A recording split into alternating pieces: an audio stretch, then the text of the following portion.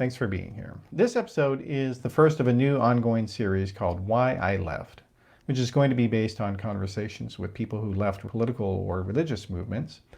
And the first are going to be free to everyone, but going forward, most of this series is going to be an extra benefit for paid subscribers.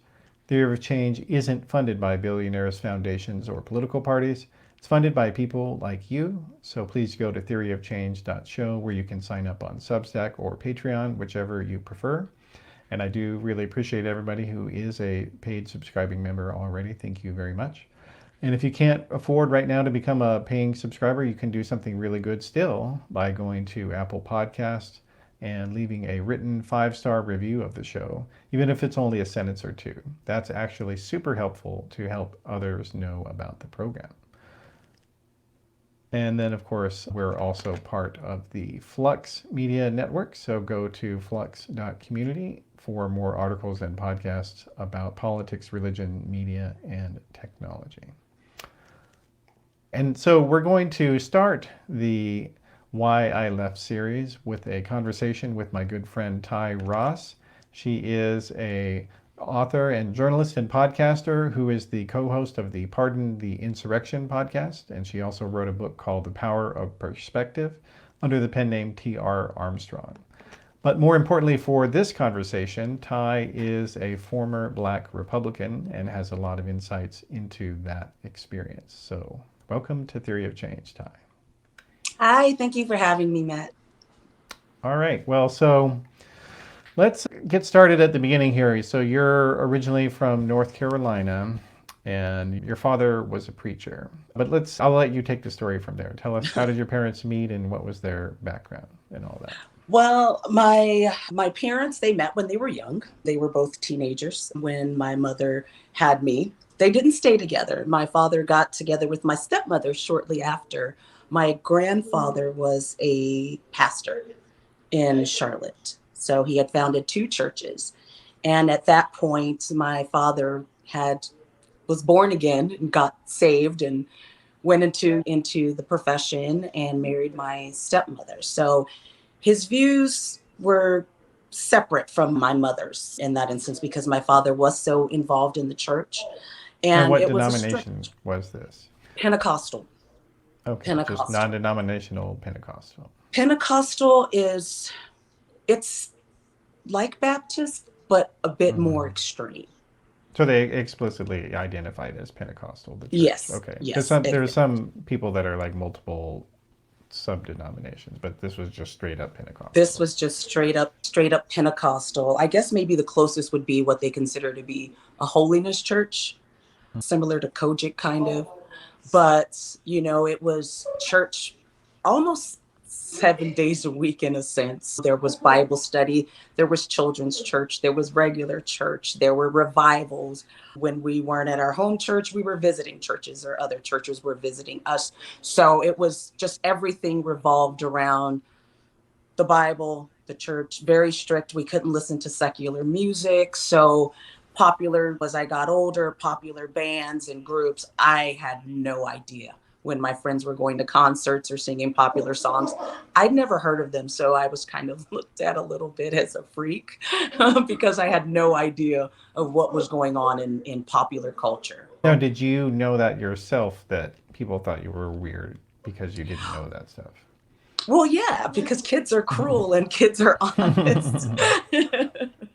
They don't really hold back. And I did have other friends whose fathers were pastors, but they weren't extreme. Like they drove flashy cars and they kind of had everything that they wanted. And in my mind, I remember thinking, well, like they worship God. So like, what's the difference? Her father's a pastor. Like, why is it that women shouldn't wear pants?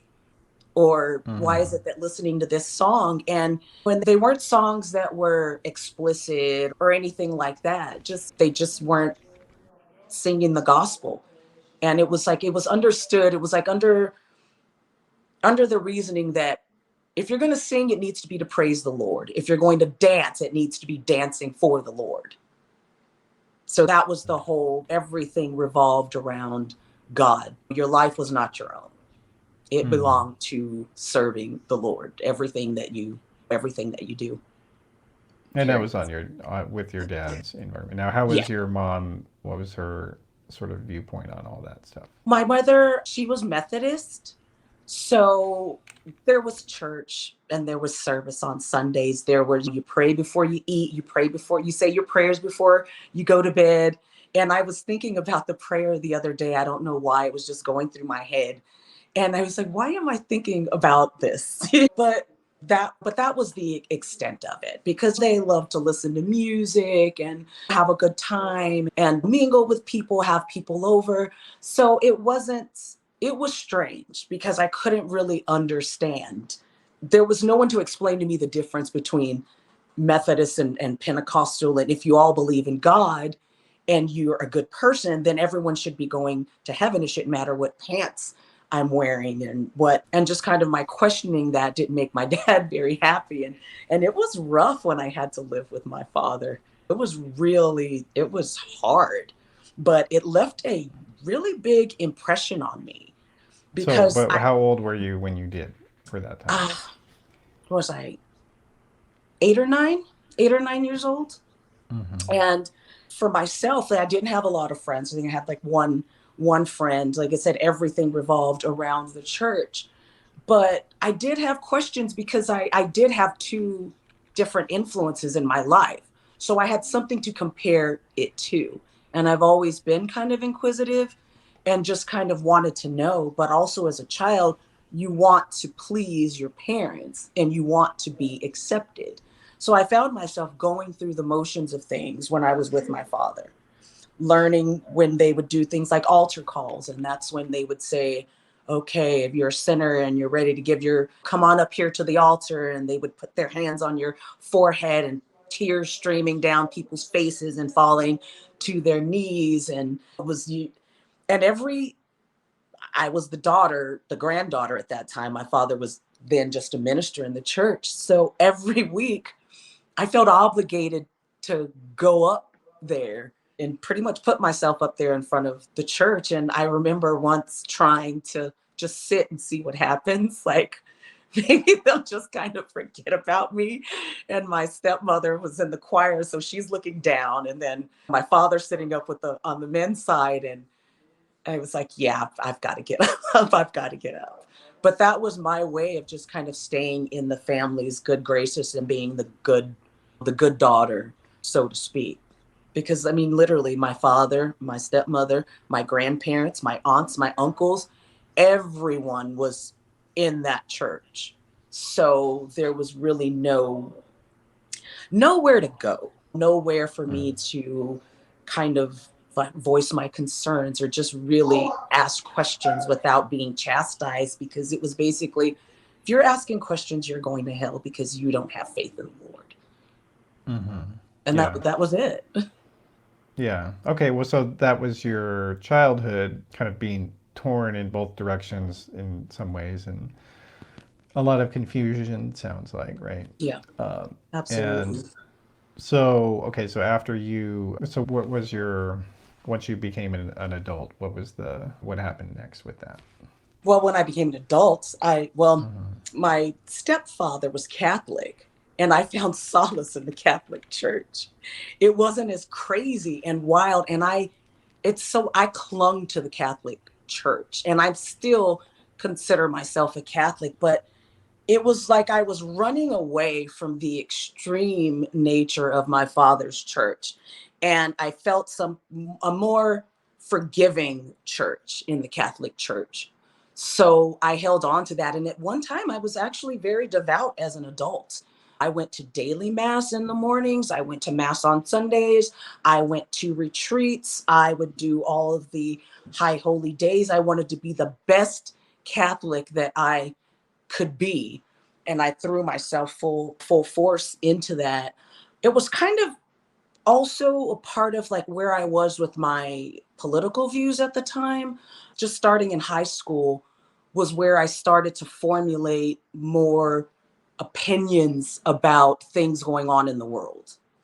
Like Ronald Mm-hmm. Reagan had a profound impact on me when he was elected. As somebody who's been in debate and student council, an orator, it draws me in, and he was a brilliant speaker. he had a way of speaking, and it felt like he was speaking to me.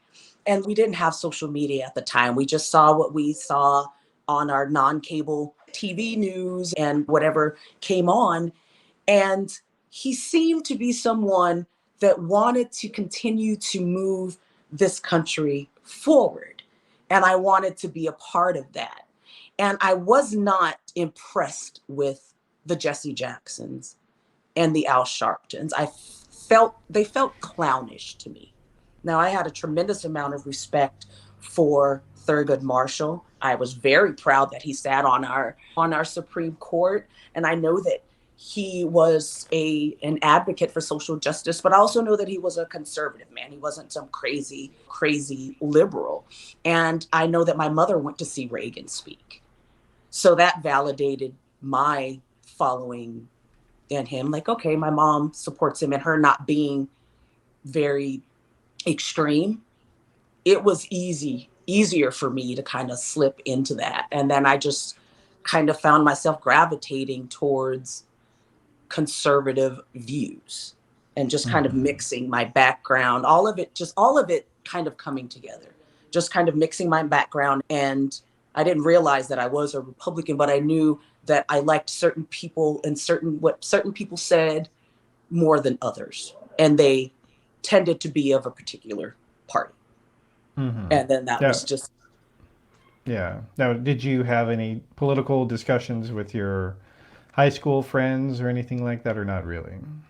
When I got into high school and I got into like student council and debate, I did.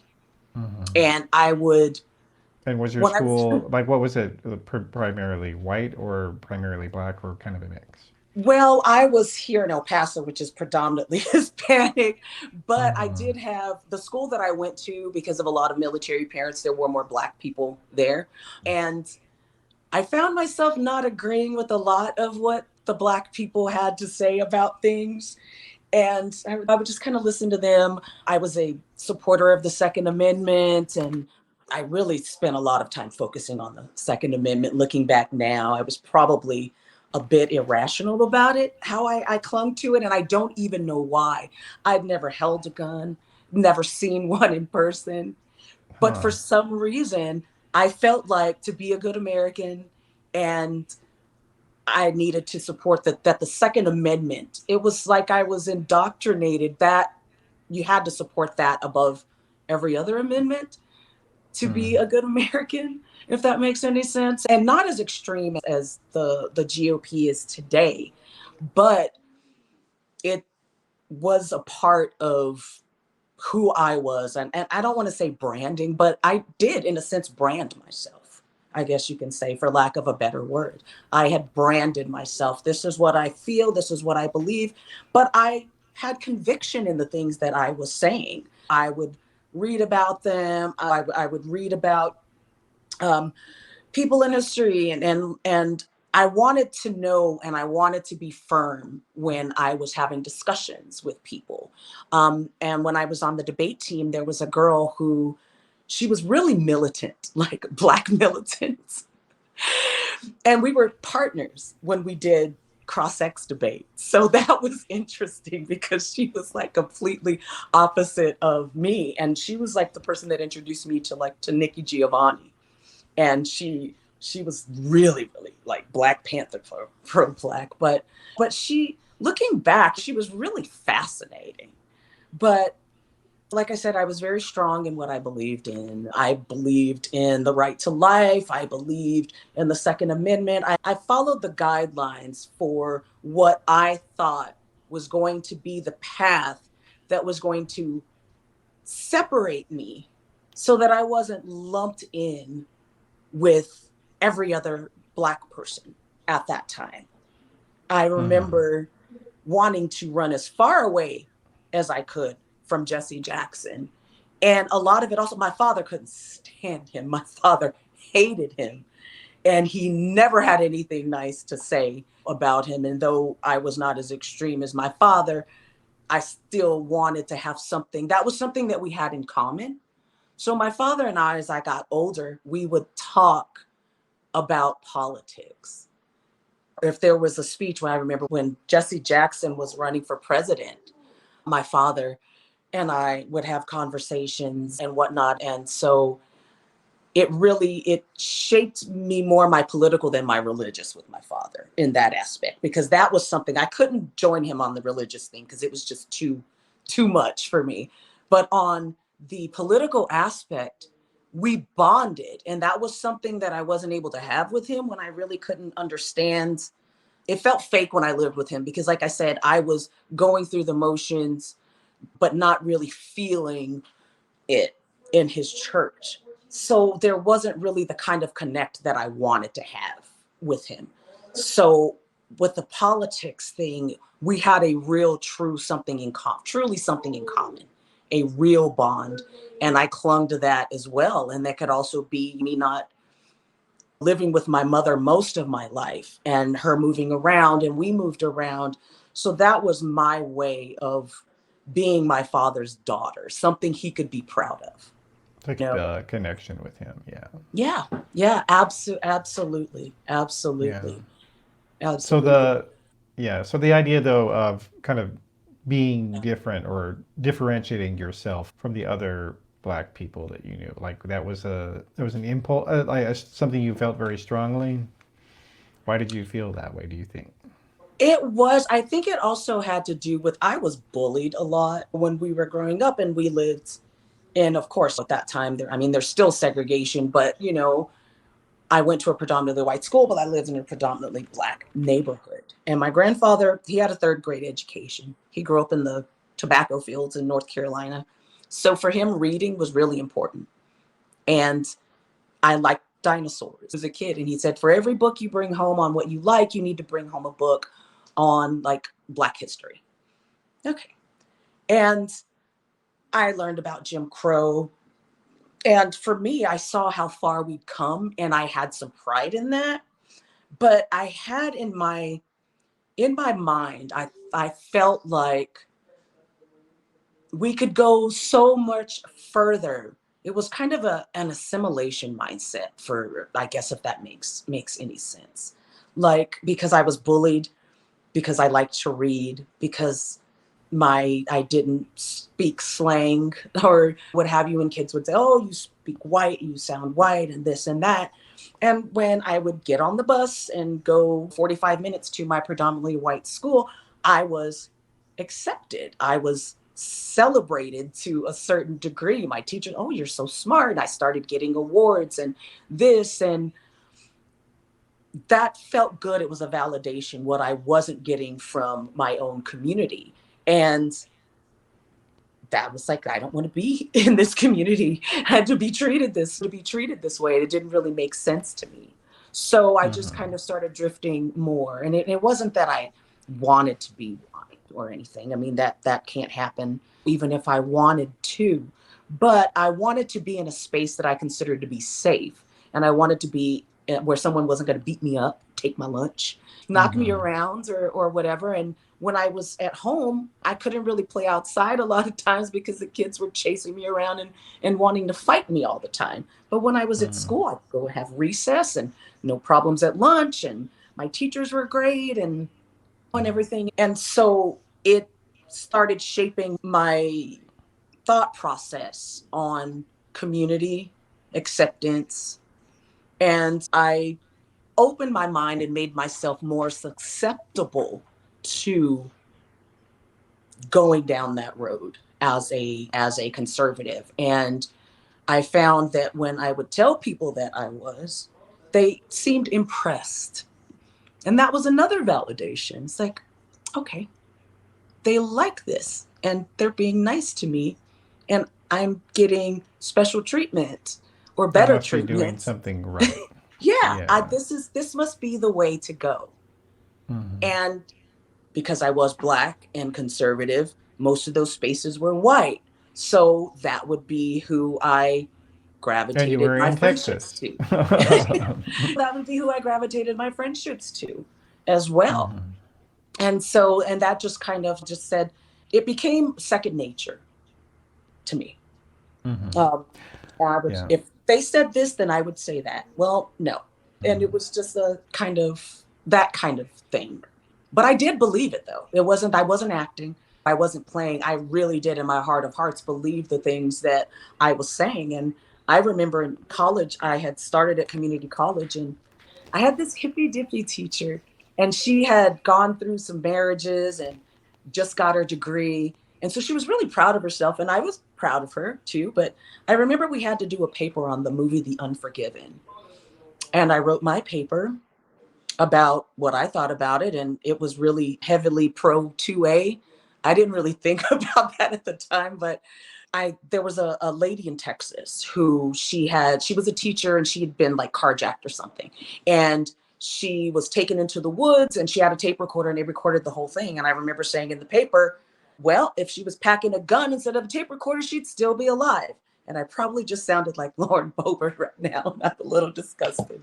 But that was what I put in the paper. And I didn't think anything about it. And we're in class, and the teacher's walking around, and she's giving papers back out. And then she looks at me and she goes, you, and she points at me directly, and she goes, you are a militant. And I remember and everyone looks at me. I went through this phase where I would wear these Texas style big bangs with a big bow and like these flower dresses, like Little House on the Prairie style. And she goes, you come in here with your bows in your hair and your flower dresses. She goes, you are a militant. And she's pointing, and everyone just turns and looks, because I was pretty quiet in the classroom. And they're like, what, how, her? Like they couldn't wrap their head around that at that time. At that point, I knew I was a Republican because someone told me in high school when we were doing a mock court in DC. It was like the Congressional Youth Leadership Conference. And we got to meet our senators, and we got to do like a little fake debate and like to make a bill and legislation and stuff. And I just remembered us debating. And one of the guys, he goes, you're a Republican, right? What are you talking about? Like, because you're a Republican. And from that point, I realized that I guess I am. And then I identified as such. And when I first registered to vote, I registered Republican. My first vote was for Bob Dole. I really didn't know a whole lot about Bob Dole, but I knew he wasn't Bill Clinton and he wasn't a Democrat. So I was a Republican, so I needed to vote Republican. Yeah, and now one thing that you and I have talked about before this was that the idea of colorism, Yes. that might have played a role in your political view formation as well. So for people who don't know what colorism is, maybe define it first and then talk about it in your own experience, please. For me, what colorism is, which is prevalent in the Black community, it's the uplifting of those that have features that are closer to being white, even if you're not white, even if you're a brown skin like myself, but you know, your cheekbones are a little higher, your hair's a little straighter, your nose is a little skinnier. That's considered more attractive. Even if that person isn't more attractive, it's the color of their skin that's attractive. And as I got older and I was able to listen to secular music, and it was reinforced in the rap videos, it was reinforced in the magazines, it was reinforced on the television, etc. And I was a lot darker when I was younger than I am now. I looked more like my father. My nose was a lot broader. I had a gap in my teeth. I was always considered a pretty girl, but my mother was considered beautiful. My mother was lighter skin. My mother had really thin nose and like perfect lips. And my friends would always say how attractive my mother was, how attractive my mother was.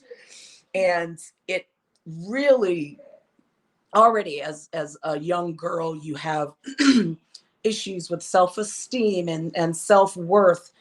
And so when you're not being validated for who you are in all spaces, like not just in one space, but literally every space you go, you internalize that. And that makes you feel like, okay, then I guess this is what is the standard. This is what, but short of bleaching my skin, I will never, I can't have that. So what the heck? So I clung even more to, I want to say, like just kind of my beliefs and setting myself apart, because that was validation for me.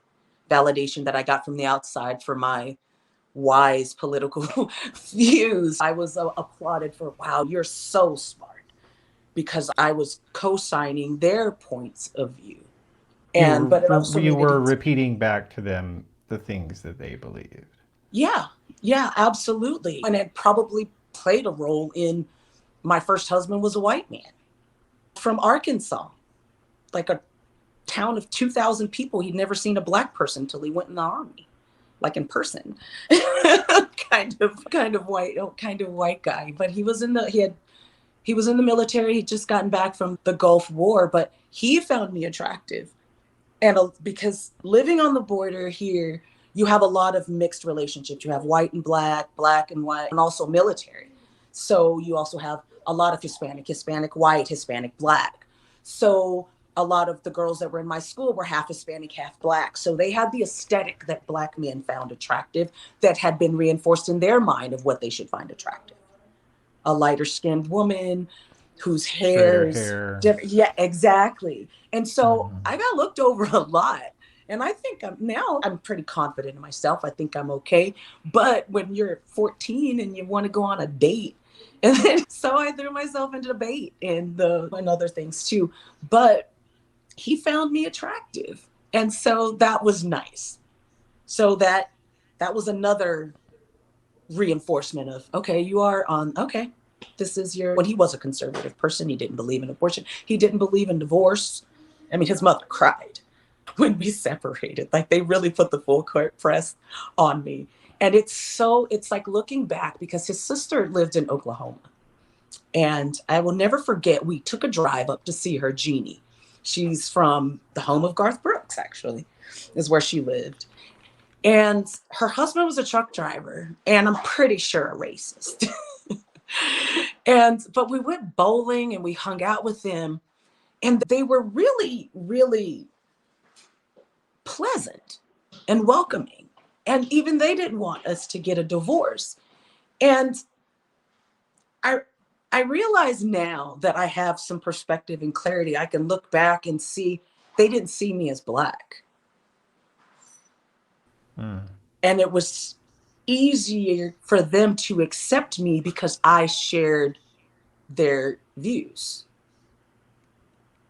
So Yeah. they could accept their brother marrying a black girl because I wasn't Who a was black girl. Republican?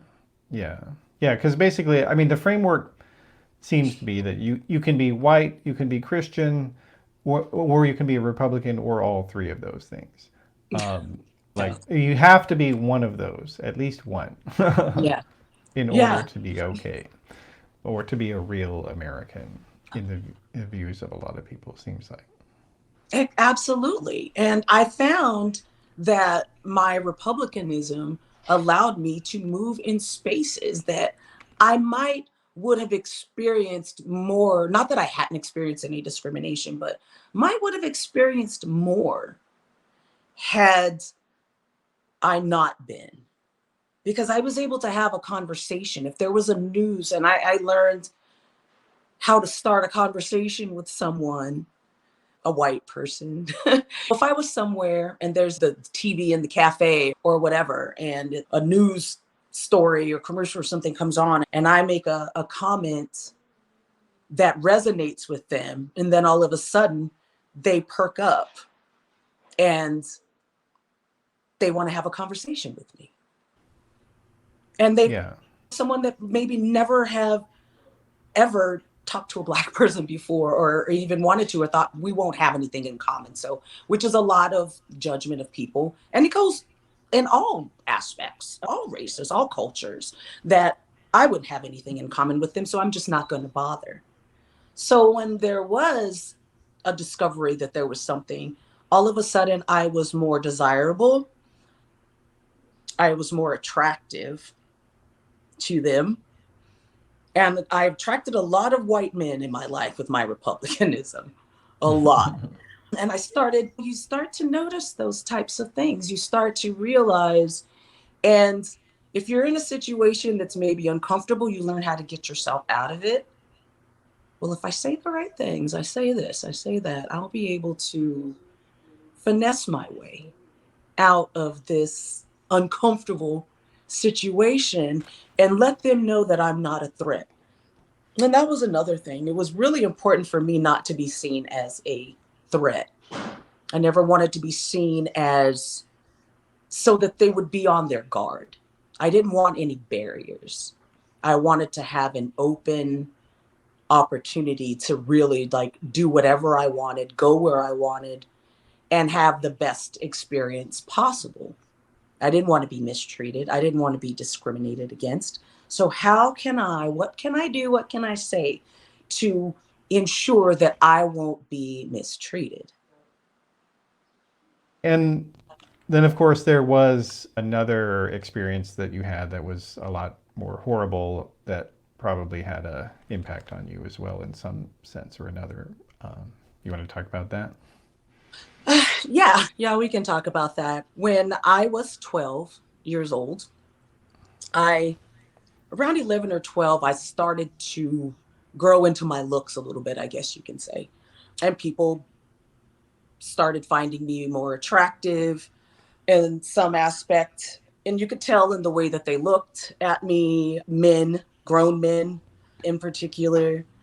And I wanted to be attractive like my mother was. And it was nice.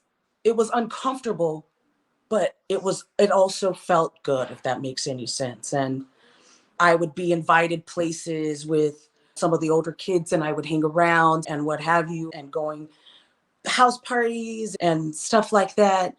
And I remember one day I went to a little house party, I guess, something like that. And a kid that was in my class, I wouldn't even call him a kid because he was like 17 and he was in like seventh, eighth grade. But his name, I'm not going to say it. I don't want to get you sued. He said, "Hey, come here. I want to show you something." And so I go, and there was like a room in the back, and I go in, and there's another guy who I saw in the neighborhood. He was older. He was 23. I won't say his name either. And they grabbed me and they threw me down on the whatever bed, couch, I can't remember. And one was holding my arms down and the other was pulling my pants down to have sex with me. And it was painful. It was rough. There was not full penetration, but it was still rape. But someone started coming down the hall. And then I remember them just kind of like throwing me off to the side and them running out. And here I am pulling up my pants, trying to process what the hell just happened to me and what was going on. And when I went back to school, things were different. I was being treated different. Unbeknownst to me, the rumors had spread that I was had sex with two guys. That was what they went around like I hadn't even had the chance to tell anybody, a friend or anybody, what had happened to me. Like I said, I was still processing this. And then all of a sudden, my entire life had changed, like literally overnight for something that was beyond my control. So then the eating disorder started, and that kind of became my release to try to get a handle on things. But it also, the lack of power that I felt, I didn't want to feel anymore. So I wanted to grasp at things. And looking back, whether it was my politics or whether it was whatever it was, I was looking for something to separate me from that person. I needed to rebrand myself, so to speak, even at that You point, which needed I, to be in control. yeah, absolutely. And I had no control. Teenager. I was a teenage girl. So, yeah, so it would lead me in a lot of ways. I was searching. So, like I said, looking back in retrospect, I can really tie everything, every choice that I made into that person I was and looking for control. I didn't want my community to control who I was. You can't tell me I have to like Jesse Jackson just because I'm Black. I'm going to like who I want to like. And I like Ronald Reagan, so I'm going to like Ronald Reagan. Or you can't tell, everything became that. You can't tell me that I have to go to your church, Dad. I'm going to be Catholic because I like being Catholic. So I'm going to be Catholic and I'm going to be the best damn Catholic. And I threw myself into that. I don't have to marry a Black man. I could do what I want. I'm going to move in these spaces and what have you. So that's it. Just that one experience, it shaped the rest of my life, because every choice that I made was predicated on me not wanting to feel like I wasn't in control of my life and myself. Yeah. You know? Well, and yeah, it's deep, and I appreciate you having the courage to be able to talk about it at this point. It's still very personal. Yeah. Yeah. I almost teared up a little bit, but yeah, it is. Yeah. But Well, and I think it is something that, people who haven't had a up close contact with a lot of people who are Black Republicans, that they don't get that there are a lot of things that are different and make you want to be different, to yeah. differentiate yourself from everybody else. And it can be something that is exploited by political consultants and at the top end of things, and all the way down to just regular people who are just like, well, this is a Black person who is actually a real person because she's Republican. Yeah. Yeah. And yeah, absolutely. You become, I remember, and I think I told you this when I was like working at a club that I was hired at, and they had never had a Black girl. And I was actually recruited from a previous club that I worked at. And because they didn't have any Black girls, and they saw me and they're like, she's Black, but she's not really Black. And they literally said that to my face. He goes, well, the Black girls that come in here and audition, they're real Black girls with like big butts and stuff. But I was small then, didn't have much up here or down there. But, but I spoke the way that was acceptable to them. I looked in a way that was acceptable to them. And they wanted to have me there. And I was eager to be there. It was nice to be wanted. It was nice to be considered deserving. But it sounds sad, and it was looking back. But that's exactly the word. It was good to feel deserving of being And asked to desire. be there. Yeah, And I didn't have desire. to go and apply there. They came looking for me. Mm-hmm. They Yeah. came looking for me. So being chosen in that aspect. And then, of course, these were clubs that were predominantly white customers as well. North Carolina, they discriminated then. It was early 90s, like 93. But they seemed to get a kick out of my vocabulary and my vernacular, because I didn't speak in slang, but nobody in my house did. And we lived in the hood when I was growing up. But like I said, my education was important for my grandfather, and just being well read and everything. And I loved books. So you pick up what you're around. And I wasn't around a lot of that. So, but they seem to really get a kick out of it. And now I'm embarrassed. But then I didn't think they were denigrating me. I thought they were complimenting me. When my manager said, come here, come here. And then I went by the name Dallas. It's like, I'm from Texas, so went by the name Dallas. But it was like, hey, and they would ask me to repeat a sentence or say something, and I'd say it, and they go, see, she puts the G on the end of her words. And Yeah. then they would Almost like you were their pull string puppet, kind of. yeah. And there was a Black person that worked in the club besides me. My apologies. The shoe shine guy. No bullshit. And the shoe shine man was Black, and I was Black. There was me.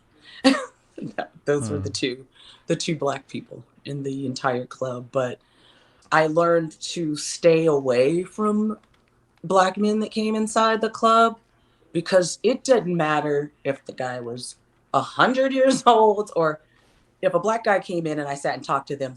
It was, that's your boyfriend? Is that your boyfriend? I don't want to get in trouble here. I don't want your, that was just an automatic thing. So I had to, I wanted to talk to everybody. And I remember I would get comments from Black guys that would come in and them not really understanding, like, this is my living that I'm making here. And it's really not about you, but it's about my livelihood.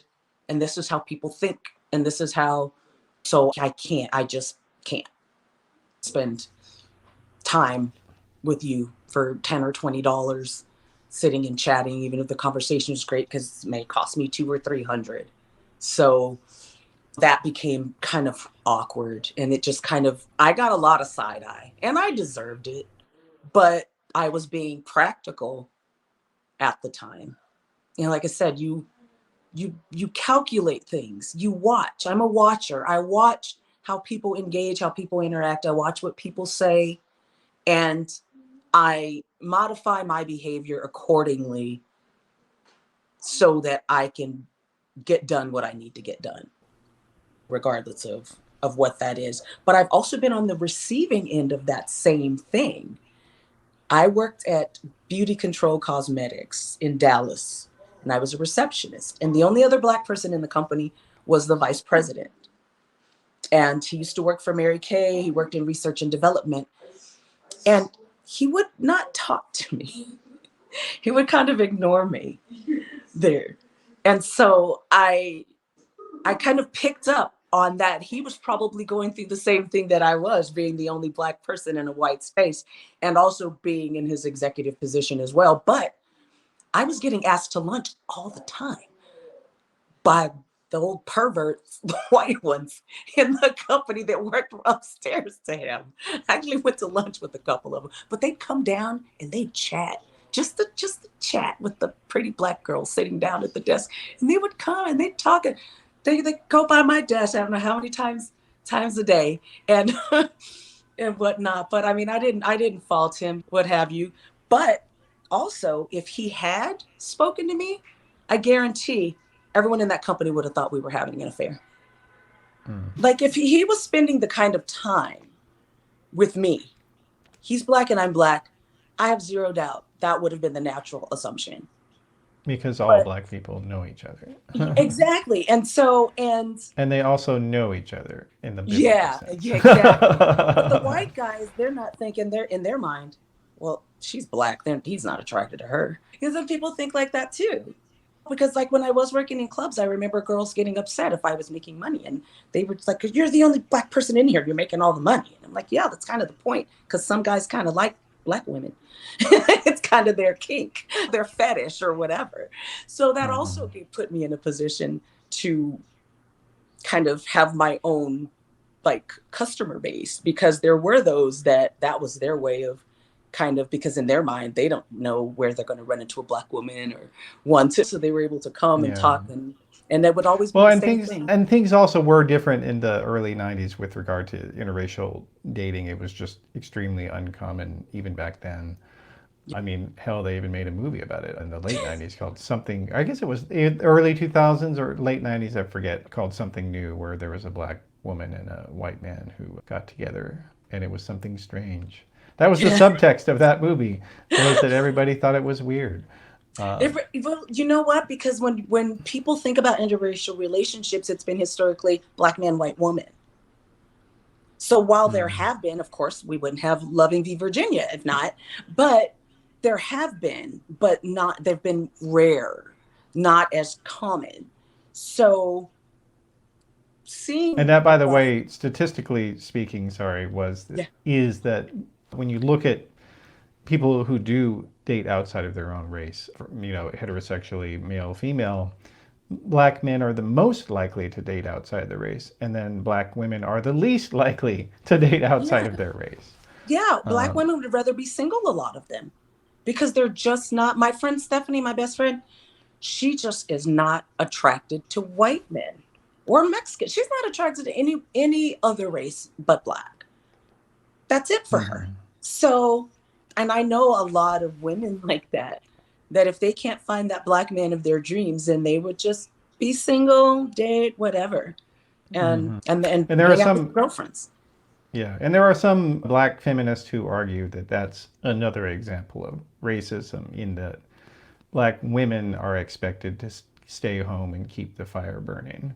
Hmm. But Black men are not expected to do that. It's like sexism and racism combined. Yeah, it is. A lot of Black men I've had tell me that they don't date Black. I've had a lot of friends that are Black that are male that tell me why they don't like Black women or why they don't date Black women. They feel comfortable to tell me because they know that I don't care, number one, and number two, that I date outside of my race, but I date all races. But they'll have these conversations and they feel so comfortable having these conversations with me about how awful Black women are. And but they don't, as same as like I said, the white people didn't see me. They don't see me as the typical Black girl in their minds, which is what they would say. Though we were not dating, we were just close friends or whatever. But they don't see me that way. And there's a lot of that in the Black community.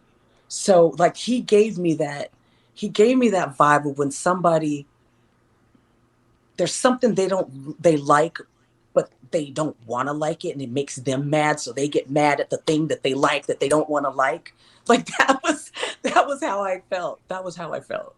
And but and I kept in my mind, I had to go inside because I was like, I don't feel safe around this guy, because he just, that kind of energy, that kind of aggressive energy, I was like, I would never be alone with this person, like ever be Yeah. alone with this person. And then being a survivor of sexual assault, I like to keep my space if I feel some uncomfortable or aggression, especially from any man, but particularly a Black man too.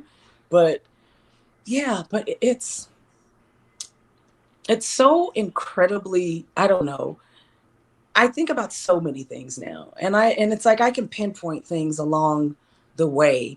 It was like, yeah, I can see how that played a part, like leading me up to where I am now, which is I'm almost on the opposite extreme end of the spectrum. My ex-husband said when Rush Limbaugh died, and I said something, he goes, well, I remember you could not listen to him. You would listen to him every single day, which I did. I listened to then he was on the EIB network. And I'll never forget because there's stupid That's commercial. what he called it. Yeah, it was literally Yeah. just his show. Yeah. It was Rush because he was in the, like when I was going to college, like in the afternoons, but there was Judge Dr. Laura Schlesinger. My dad loved her. Who was Absolutely. racist. My dad thought she was the greatest thing since sliced bread. He had all her books. Oh, I bet. He really did. But it was G. Gordon Liddy, and then it was Rush, and then it was Dr. Laura. Yeah. And I would listen all day. I would listen to all of their blogs every day, because I remember G. Gordon Liddy had this calendar packed and stacked, and it was girls in bikinis with guns, because he was always hawking it on on his thing, on his show. And I can't believe Jesus. I was a mess. But yeah, I listened every day, and I thought, and that was the first time I ever heard Rush say feminazi, when he would talk about Hillary Clinton.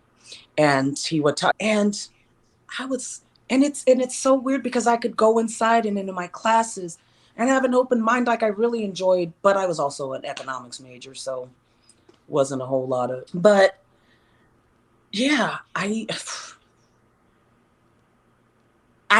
did it. My grandmother listened to Rush until he died, even when he went all the way off the deep ends. Like, because I used to be a freaking radio host. So when he first started, he had his right wing, but it wasn't as crazy as when he really got crazy. When it was like, yeah, I can't, to this guy. But my dad would say, Rush said today, or I was listening to Rush today, or my grandmother Rush mentioned Fox stayed on 24/7 at my dad's house. If they weren't watching like a movie or something, it was on Fox all the Yeah. time. Yeah, and unfortunately, that is how a lot of elderly people's television is set to. It's almost like, yeah, if they had a cathode ray tube, the old style TV, it would have like the Fox logo burned in into the Yeah, corner when they turn it off. exactly. Yeah, but even like way back, Fox wasn't that bad. Like I was watching a segment that they did on Black History that wasn't mentioned, and they were bringing up all of these things and having an actual real discussion about why Hmm. those things weren't taught. And I was like, this is Fox. Wow, they were kind of sane then. But I think that was the hook, is that it was a little more conservative for the more conservative folks, and blacks included, because like I said, it is the South, and then the religious people. But the little upticks in Hmm. extremism kind of go unnoticed. It's like I can look at my son now and see, wow, he's so tall, but it didn't happen overnight. He started small, but he was always growing. It's just kind of like that. And then before you Yeah. know it, you're radicalized. Even if you are black, you can find yourself getting to that point. And it wasn't even until my dad got COVID. Well, really, it was after George Floyd's murder, because my dad, he called me and he goes, "Oh, your stepmother and I are going to a protest." And I remember thinking, what? Protest for? He was like, "Yeah, we're going to a George Floyd." And I was floored, because I had started to, in 2020, well, even before that, a little, I'm going to say maybe 2018, started to evolve in my views a bit. And so when I would talk to Now, my was that dad, Trump and related at all? Do you think? hmm, Was that Trump related? not instantly, because I thought he was a whole mess. And when he was elected, I thought we would suffer through it with his idiocy, but the people that he would surround himself with good people. And we would be okay. And then he would get to say, I was the president, and just move on and go back to hosting beauty pageants or whatever.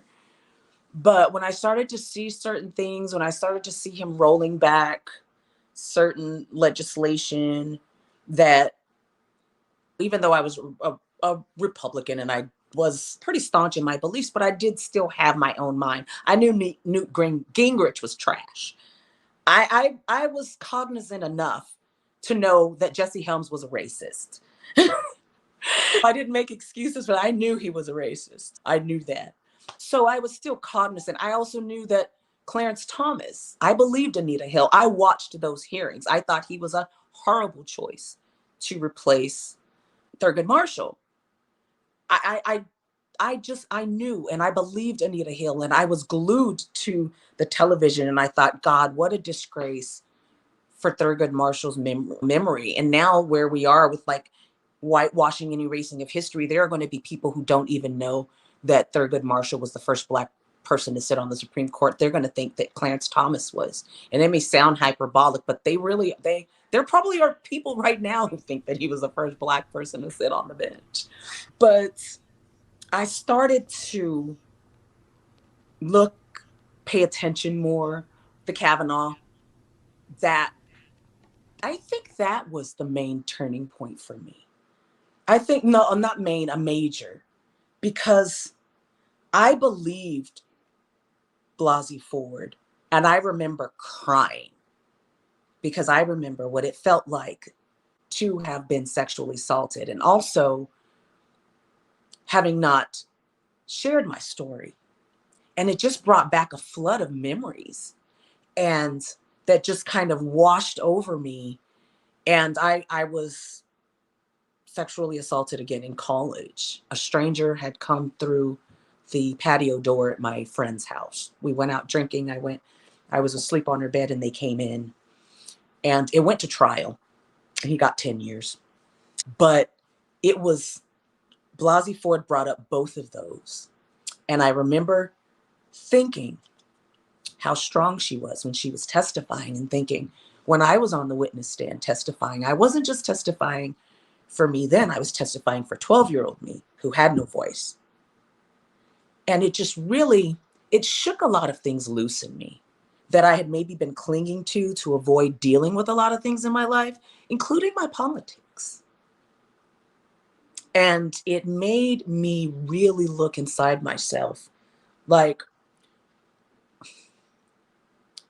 why are you, I was always a never Trumper, but like, if you're going to support this and support this party, like, do it with sincerity, do it because it's still in lines. And I still consider myself, like, I listen to right wing, like right leaning, not right wing, right leaning. Like, I like the Dispatch, I like the Bulwark, but I discovered the Young Turks on accident.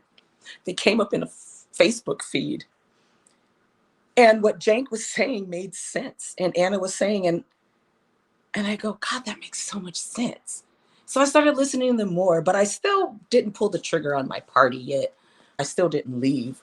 But I started to listen to what they were saying, and it made me start looking into it. I was like, is this really what's going on? Because I wasn't active on Twitter. I'd had my account since 2009, but I wasn't.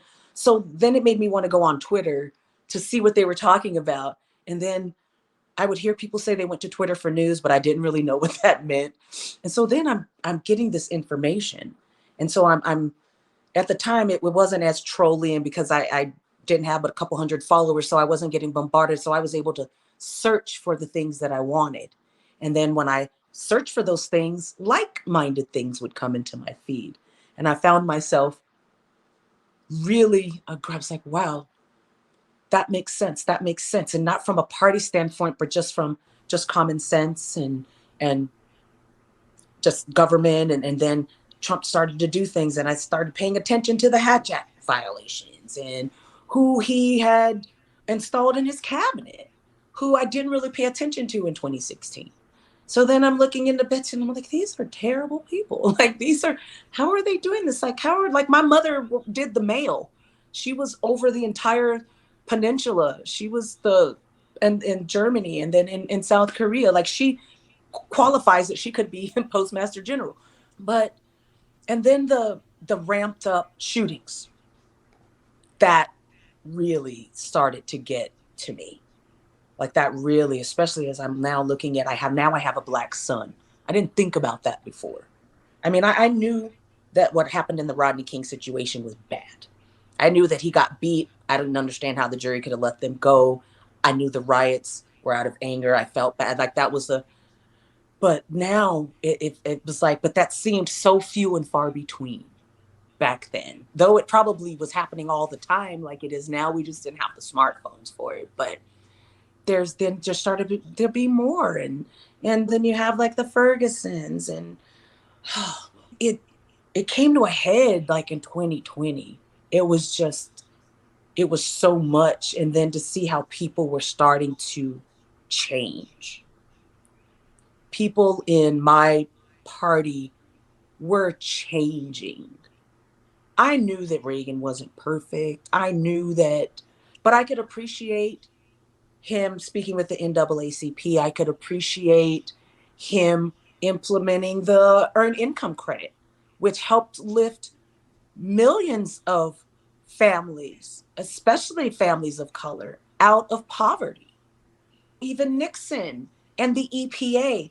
Like, I could appreciate that when they knew something was the thing that they needed to do, they did it regardless. And their views on immigration, because being here on the border, that's an issue that's important to me, because I know so many mixed families where some are documented and some aren't, or some might be first generation and some might be third generation, or what have you. So, And you see the but people who are caught up in the system and are yes, failed by it. exactly. And things are not getting better. And I was like, this isn't, no, we're supposed to be getting better. We're not supposed to be getting worse. Where's that Republican Party that wanted things to be better? At least they would say it out loud, even if it wasn't always and they would still do legislation that did move us forward, even if they were snatching with one hand. But it still gave hope that we were moving on a positive trajectory. And then Trump started to see, like, the whole MAGA thing just got weird. Like, after he won, I didn't realize why people still needed to run around with those hats on and these flags and stuff. It was like people put their little things in their yard. You might go by, and back in the day, you might see a Obama, you might see a McCain. Every other house is different, but it didn't And then matter. they would take it down. And then they would take it down after the election. But you were still neighbors. That neighborliness started to go away. And then there were people in play that were really, really extreme. And the murder of Jamal Khashoggi, and then his kids in the White House, and just, I was like, this isn't the government that I really respect and love. Like, I can't. And I registered independent in 2020. And then here in New Mexico, you have to have you can't vote except for the party you're registered. So I had to register, like, the day of, I had to register Dem so that I could vote. And then I just Dem down ballot. But it wasn't And how did so that much feel doing that? like a loss. Like a loss, because I had held on to, even when personally, like when they got more extreme with the second, I didn't mind the assault weapons ban. I didn't mind, like, I was never like, everybody should have a machine gun, you're going to take my rights away. Kind of, even when I was a little bit extreme with the Second Amendment defense, I didn't mind those things, and the more school shootings and stuff. And I started seeing, and I go, this isn't common sense. This doesn't have anything to do with being a Republican, at least from what I knew for 30 years. Like, this isn't what being a Republican's about. Like, we are still human. We just lean a little conservative, and we believe a little bit of this or a little bit of that. And when I was, my sexual assault that I had in college and had the rape kit in the hospital, they offered me the morning after pill, and I refused to take it.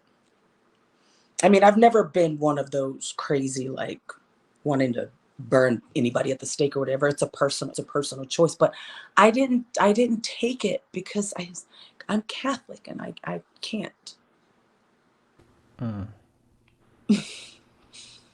I mean, thankfully I didn't get pregnant, but that was my mentality. But it was also my choice. But I I'm also older now, and I'm also a parent. And I think that has played a lot, because now I'm not just living for myself. It's easy for me to believe in certain things when I just have myself to worry about. But now I have to worry about how the people I support, the choices and decisions and the legislation they make, are going to affect my children. And when I see these people on the news, and then now I have a black son. Crap. Now I have a black son, and he's really brown. So this isn't getting better. Yeah. There's not even a Rodney King, worse than Rodney King, like every other day. I And can't. some people applaud private citizens for taking action Yeah, to the kill. the Trayvon Martin thing, though. So it was a process of a lot of things, like Trayvon Martin thing, because that horrified me, how people denigrated this child. Like, he was a kid and supported this man. And I go, that shouldn't be partisan, because everyone that I knew thought the beating of Rodney King was terrible. Everybody, no Yeah. matter what, they were like, what the heck? This is awful. And them getting off, we're like, man, how could, we all saw it, but we dealt with it. And then, of course, whenever there are riots, it always makes it easier for them to then just go back to not being shocked anymore at it, and throwing us away again. But it was just a culmination of things through the years, I think, that were chipping away at me and making me think twice. And when I'm listening, really listening. So if I'm listening to the radio and someone says something, not accepting it just because I have an R on my registration. But like, no, that's not a very human thing to say. At the end of the Yeah. day, I consider myself a human. I mean, I honestly kind of wish, which I had made a tweet about, that they would kind of do away with the parties in the sense of making people run on who they are and how that would affect those people that go, well, I've always voted Republican, but that doesn't mean you always have to. I always voted Republican too. Yeah. And then you don't, when Yeah. it's no longer in your best interest as a citizen, as a human, period. Yeah. So That's what now growth is. yeah, exactly. Now, how has it been with your family members since you have had your political transformation? Well, my Or even father, he passed away. no? So my father was kind of the glue that kept everything together. And though my grandmother doesn't really talk about politics, but she's 90 something, but I need to call her to reminding me. But I don't really I'm not as close. My dad was the glue that kept everybody together. So I haven't even really talked to my sister. Like, I haven't talked to her since my dad died, but my dad took care of my sister. And so my sister has full sickle cell. So she spent a lot of time in and out of the hospital. And so my dad was always there. My stepmother she wasn't the most loving stepmother. So when you talk about a mother, relationship between mothers and daughters, my stepmother, I didn't realize it, but my sister opened up to me because my sister's gay. But my sister was in the closet until 6 months before my dad died. She came out that Thanksgiving. She came out finally. But my sister, she would get extensions and get nails done because my grandmother would say she looked like a boy. Because she's a stud, the short hair, and she wears the Timbs and the white beaters kind of stuff. But she started wearing dresses and like dating guys because she wanted to please my stepmother. When she found out that my sister was gay, my sister hadn't come out yet. My sister was in college and had someone. And when her stuff came home for the semester, my stepmother, being nosy, went through and found these love letters. For a month, my sister said my stepmother took a taxi to church because she wouldn't ride in the same car with my sister. That's how. So if you want to know how extreme my dad's side of that extreme, that she would take a taxi to not ride in the same car with my sister, as if she was going to catch the gay or something, because she was worried of how it was going to make her look as the first lady of the church, that her daughter was a lesbian. Yeah, because she took great pride in that. That was all she knew. Her and my father were together since they were like 18, 19 years old. They were together for 42 years. So she's always been Mrs. Stanley Pettis, and then it was Lady Pettis, and then it was when she ascended to my grandmother's throne, when my father became a bishop and was installed, as the bishops met and chose my dad to take over the church. So she relished in her position, and so she takes appearances it's very important. And I remember my sister saying that she had these pictures on her desk with like no pictures of my sister, like on her desk at work and stuff. And that she would always say things like, and like, why can't you be cultured like your sister? Like, your sister's cultured. She speaks other languages. She's traveled the world. Like, she was always being compared to me. And I had no idea that was going on. I thought I was the prodigal daughter, but apparently so my sister was feeling like she lived in my shadow, even though I wasn't there. And she was doing all the right things. She played drums in the church. She was there. She was doing everything that she could to please my parents. And it wasn't good enough. And here I was doing whatever the hell I wanted to do out in my life. And they were like putting her in that position. So, but I haven't really like much talked about them, but my mother is a bit horrified that of my extreme on the other side now, so to speak, on my Facebook, because my Facebook is a bunch of MAGA. All of my friends, all of the white people in El Paso pretty much voted for Trump. It's not an exaggeration and it's not being racist. My ex-husband, he put it perfectly. He was like, they feel like they finally get their chance because this town, like I said, it's 80% Hispanic. There is no majority for them. So, and they feel a bit kind of like nothing caters to them here, so to speak. Empowered, yeah. Yeah, and yeah, exactly. And so, and the people that do, like we have a small but thriving Jewish community, and we have a small but thriving Arab community. And the Arab and Jewish communities pretty much built all of El Paso. They own everything. They own all the commercial, well, except Jordan Foster. I mean, Paul Foster, Jordan Foster's his company, but he's a billionaire and he moved here. We got like 5 billionaires here, but they literally own everything. And I remember when I was growing up, people would always say, oh, I couldn't get that job because I don't speak Spanish. Or I didn't get that because I don't speak Spanish. Well, why don't you learn Spanish? This is America.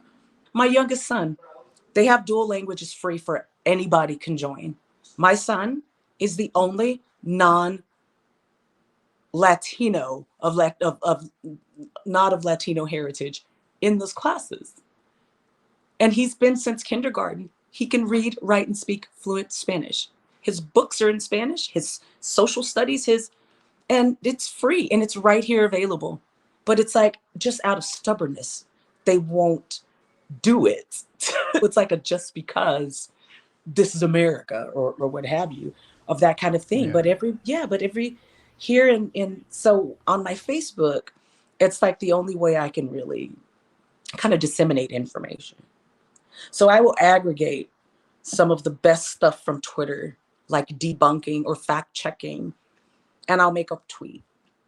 I mean, I'll make a post, and then I'll leave it at that. And then I'll make so it's kind of, I'm trying to subliminally put in their mind these common sense things, especially with the indictment, because there's just so much misinformation. And then my friend Mauricio Quiñones had just changed his profile picture like 3 or 4 days ago to Black American shredded flag, and it said Trump 2024. And I'm like, your dad lives in Juarez.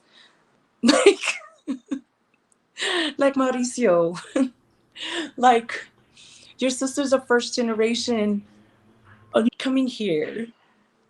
Like your whole family, whenever I'm at the house, it's mostly only Spanish speaking. And I'm like, what in the absolute world do you think that this man is going to do for you? Like, why? It's absolutely insane. But I never engage on any of their posts. Like I never jump on them.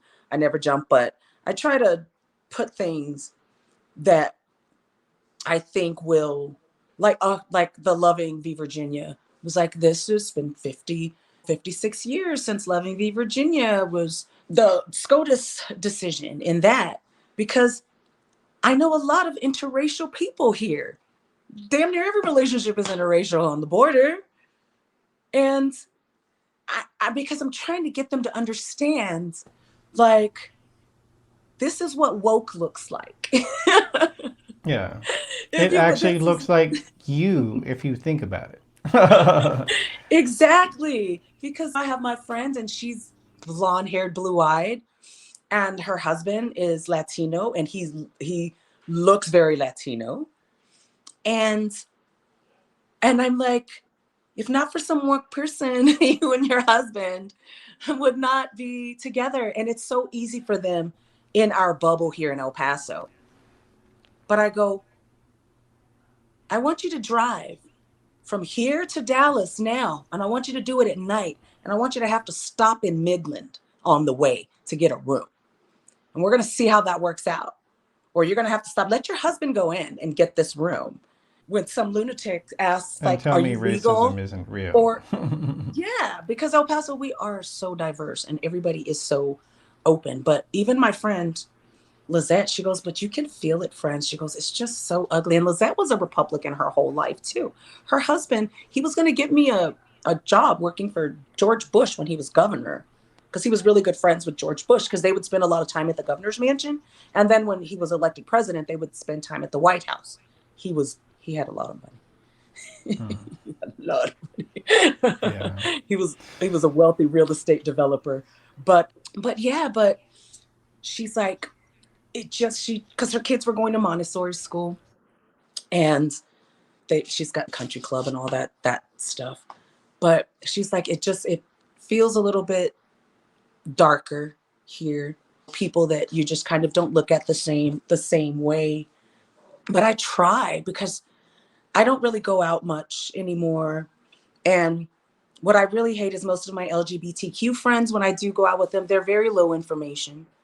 So I try to put stuff about legislation that's being passed, because I really want them to be more involved, because there's absolutely no reason. The reason that Beto lost to Ted Cruz, was it in 2018, was because of El Paso.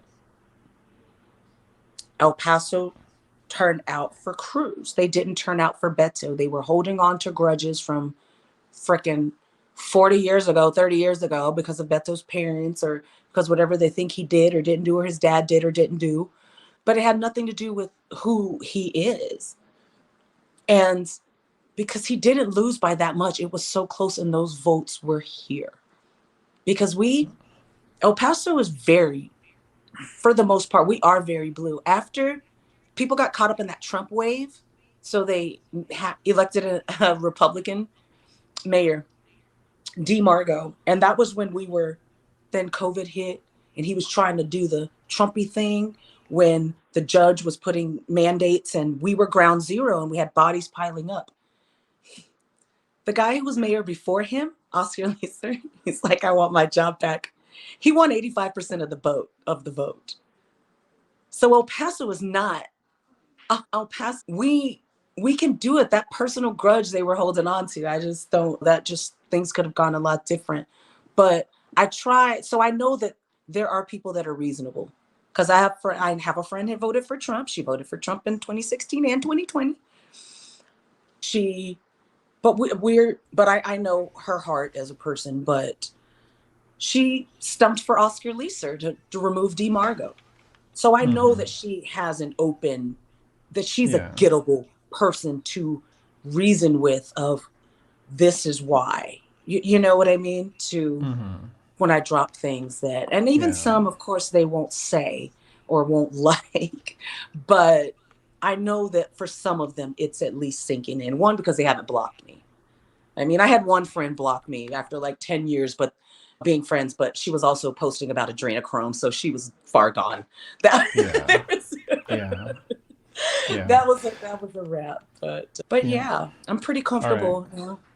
Oh, You know? this has been really great, Ty, and I appreciate your time and your willingness to be vulnerable and to really delve deep on your own situation and your own thinking. What's kind of the parting thought that you would have for the audience after all this? I would just like to say that need to really, we need to come together on the left. I mean, there's some fracturing going on. There are a lot of bad actors out here who are insidious. We saw what happened with Trisha Cotham in North Carolina, what's happened with Kirsten Sinema. We need to really pay attention. We need to support our candidates. We need to stay on top of the DNC. We need to be more vocal. We need to combat the misinformation as much and as hard as we can. And when it comes to our MAGA friends and family, relatives, whatever, we may need to do it a little lighter. Like I said, like maybe just making a little posts that aren't attacking, but just dropping a little truth bomb or something, just to kind of those at least that are not completely far gone. They're not on the Q side, but still leaning right, and they're only getting one side of information. So there's nothing to combat it. And that's where we come in. That's where we have to be willing to where say, I don't want to talk to them. We have to be willing to talk, because right now everything is at stake. It's not just a little bit, everything is at stake. Our future, our present. Right now, I wake up every day dreading to pick up the phone, because I don't know what's transpired over the last 24 hours, and I'm hoping that the world hasn't fallen off the edge of flat Earth completely. But yeah, but we need to be willing, but we also have to be vigilant, and we have to be willing to stand our ground. We have to do more to the domestic terrorism, stochastic terrorism that's going on. If you have friends and family in the LGBTQ community, you need to be vocal.